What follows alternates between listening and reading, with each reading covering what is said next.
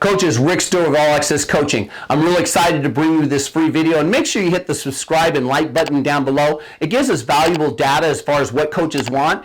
And also, if I can get to 1,000 subscribers, I'll start doing weekly YouTube clinics for free. And if you hit the like and subscribe button, you'll get notified when we upload new content. We're uploading 3 or 4 videos every week. We have our goals, right? And you sit down, and I think this was anything. Fundraising goals, motivation goals, discipline goals. In your program, you got to have some core values, and you got to, I always work backwards. I say, what does the end product have to look like? Well, on Friday night, we don't want any turnovers. Well, if I don't want any turnovers, then I better do something about it in practice. So we have a thing where the football does not touch the ground for any reason. Whoever caused the football to touch the ground or be turned over, you do 16 push-ups. 16 push-ups because you got to play 16 games to get to the state finals. Excuse me, it's Saturday morning here. Friday morning, I'm just getting my coffee. So if a running back fumbles, the center snaps it on the ground, quarterback throws an interception, quarterback overthrows the receiver drops it. Right now, they just drop and they do fast, 16. I don't need the long, drawn-out ones, just fast. It's more of a mental thing, guys. If you keep putting the ball on the ground, we will not make the playoffs. So that's just like taboo in our practice. A football never touches the grass. So you got to, if you want that to happen in the game, you better have it in practice. 3 reps per minute. If we're on the sled, if our running backs are doing cone drills, if our wide receivers are running routes, we always want to make sure that each kid is getting 3 reps per minute. And my job as the head coach is to make sure you have enough cones and bags and balls so you can do 3 reps a minute. I'll give you a running back example. A lot of times the running back coach will get a ball. He'll line his 6 running backs up. He's got 4 cones out in front of him, and they go through and they run around cones or they hit a bag or whatever. 5 guys are standing in line while 1 guy is running or blocking. Then he comes and tosses the ball to the next guy in line, and he gets in the back of the line. So you always have 5 guys standing there with their thumb up their ass while the other guy's doing it. Fellas, go get 6 freaking footballs and get 24 cones. Or get 6 footballs and 6 blocking shields. Or at a minimum, 2 running backs, partner up. 1 guy's holding the shield, 1 guy's blocking him. Spread that out. Well, coach, we don't have any footballs. Guys, I go down to the P department. I take all their old PE balls, those rubber baited footballs. Sometimes I go online and find them for $5 or $10. Those rubber balls are what I give like the D-line coach, the running back coach. Only the lettuce eaters and the quarterbacks, what we call our backs and our skinnies, only they get leather footballs. Everybody else, linebackers, we just have a bunch of old used rubber balls to get through that if you don't have any money. Conditioning during practice, this is nothing new. I don't hardly talk to a coach anymore who lines their kids up at the end of practice and runs them. And if you are, shame on you. I'm serious, just shame on you. You should not be getting on the goal line and just running sprints or gassers. There's a time and a place for that. We do that like in May and in the summer and in the beginning of August, not only to get the kids in shape, but to build some mental toughness. But once the season started, heck no. We're going to do 20 kickoff coverages, or we're going to do some stuff I'm going to talk about on this slide where we're accomplishing a football pursuit drills. We end every defensive practice with a pursuit drill. So it has a purpose. Nobody standing around. I talked about it. I'll tell you who gives me the biggest battle is the gosh dang coaches. The players love this. When you do this, the players in practice, they're all sweating, they're breathing hard, and they're like, Coach, I can't believe that was only 2 hours. It went so fast. Your coaches are going to slow you down because the coaches want to congregate, right? The 2 or 3 sunflower seed eaters that want to just sit next to each other and seeds and talk to each other and yell at kids, right? Instead of being spread out and coaching kids. You've got coaches that back on the ball. Hey, let me show you. You know what? Let me show you back in the ball. That happens in the summer. That happens in the spring. It happens in the beginning of August. If you're in season and you're having to walk through stuff and you're having to show them, something like show a lineman how to down block, you didn't do your job in August and summer. My other pet peeve is back on the ball because the right tackle misses block. There's a blitz and the right tackle misses block. So we're going to put everybody back on the ball, all 22 players, so that I can show the right tackle what he did wrong. Pull the right tackle out, get somebody else in, talk to the right tackle, draw it up on your clipboard, put them back in. Why would you have 21 other players having to stand there while you talk to? D coordinators are horrible about this. They'll put every back in the ball and then walk all the way to the corner of the field and spend 5 minutes talking to their cornerback. And the nose guard and D tackle are like, what the hell? This is so boring. So their biggest buy-in comes from the coaches, okay? Okay, I'm going to talk about, I've got a video. I'm going to get to tempo period. That's a whole nother one. Monday, they love sled races.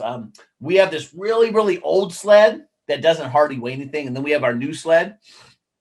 We put all the backs and skinnies on the newer, heavier sled. And we put all the bigs on the light sled. So the bigs always win.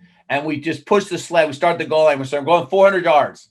And we drive it down, and teamwork. I don't tell the kids anything. I don't grab a bag. They've got to figure out. They got to get to the goal line. They got to figure out how to turn the sled. They figure out that if they start moving the sled curvy, the other team's winning because the other team figure out how to work as a team and go in a straight line. So we're getting teamwork and working together. They turn on. They do that 4 times, and then basically the losers have to like clean up the field or something like that. Okay? So Mondays are a real fun, competitive sled race drill. Wednesdays our kickoff coverage drill. We line our kickoff team up. We kick the ball. We have our 2 returners. The one returner catches it. He's got to sprint to the tee.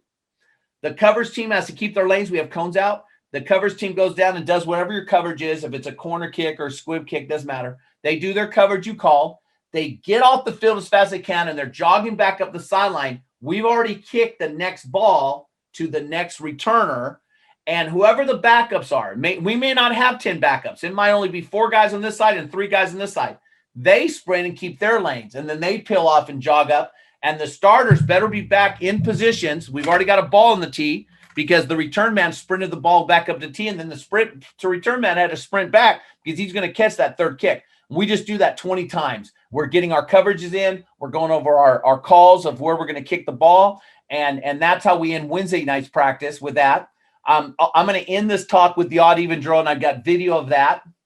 And then defense, we always do a double whistle, and we always do a pursuit drill. What's double whistle?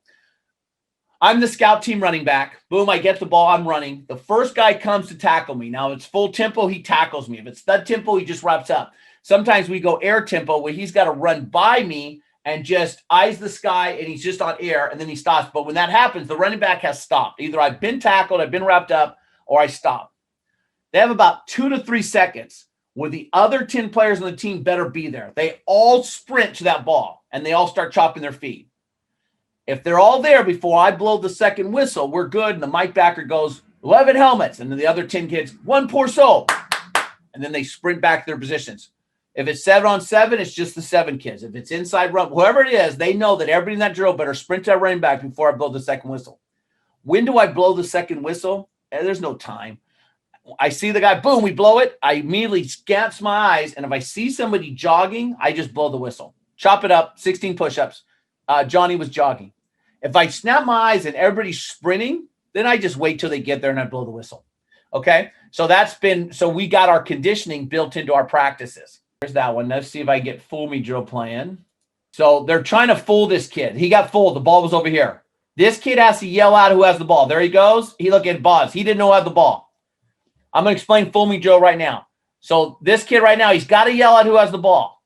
Oh, he went that way. Look at this guy had the ball. We fooled him 3 times in a row. This is the running back coach who thought of us getting in the pistol formation. He's a head coach up in Vancouver, Washington now. He's a really good coach. He was our Sergeant Prick. Now we're doing down fool me. If the kid, the linebacker, the kid we're fooling, if he yells out who has the ball, all the running backs do push-ups. So let me back up and show you how this drill is working. So on belly fool me, the tailback's running 33 belly left. This kid's running tackle trap to the right, which is 22 trap for us. And this guy's doing the no-mo belly sweep. Okay, so that's belly fool me. Now this is we'll bring a lettuce eater over. This could be a wide receiver. This could be the next tailback, and they're switching off. This could be the 2 quarterbacks. Okay? Then when we did down fool me, there we go. So on down fool me, he's running down right, which is 36-0 for us. He's running counter to the left, which is 43 counter. And he's running the no-mo down sweep play. So they're all learning the plays. It's all in series. and we're learning how to fake. We do this on Tuesdays and on Tuesdays because it's our belly down day. This is their endo period. They've already done their endos, right, during warm-up, pre-practice. So their 10 minutes of endos is full me drill. They're going to go 5 minutes of belly full me, 5 minutes of down full me. Faking is a really big deal in our practice. If you don't fake for 5 yards at any drill, team or not, if there's any time in practice, you don't fake for 5 yards, Sergeant Prick's going to yell at you, and you're going to do 16 push-ups right then, right now. You have to fake. Coaches, I really hope you got some great information from that YouTube video. Again, hit the subscribe and like button down below. It gives us valuable data. And if I get to 1,000 subscribers, I'll do free YouTube clinics. And you also get notified when I'm doing those YouTube clinics and when I upload new content to this channel. Thanks for watching, coaches.